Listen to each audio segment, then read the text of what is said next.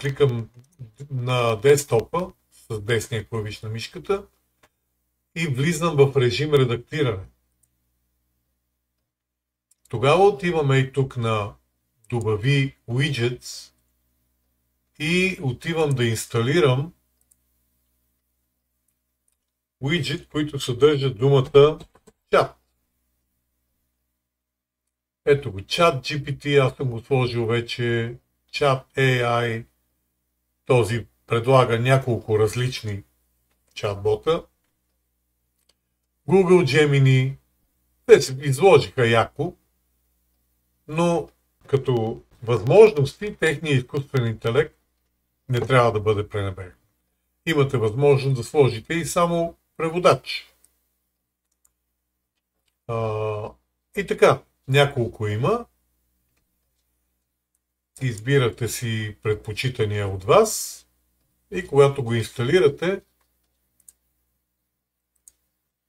отиваме пак тук, пишеме чат и хващаме го това нещо и идваме тук и го хвърляме тук. Така. След това тук излизаме от режим редактиране. И сега ето ни новия изкуствен интелект, който ще ни бъде винаги под ръка и ще може да решаваме с него някакви въпроси по време на нашата работа, зависимо с какво се занимавате. Избирате си някои от тези изкуствени интелекти. Този е много страшно голям и макар и с една идея по-възрастен, текущата версия е 3.2, сигурно пак си заслужава. Мистрал е добър, Клод е много добър, но това е най-малката версия на Клод. Всъщност Клод е най-добрия, но тази е най-леката версия, така че за дребни задачи сигурно става.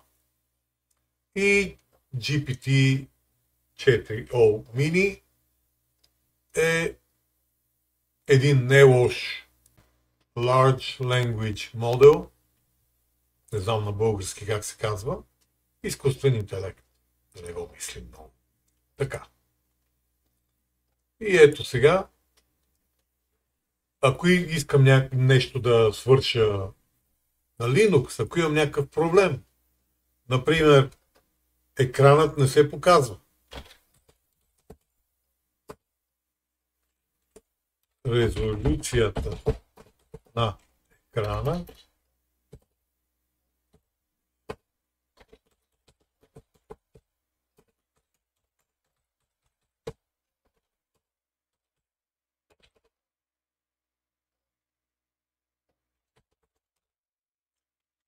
резолюцията.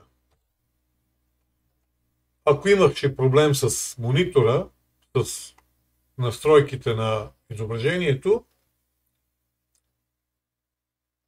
ето ви съветник, който никога няма да се умори, който ще ви пуска команди, които копирате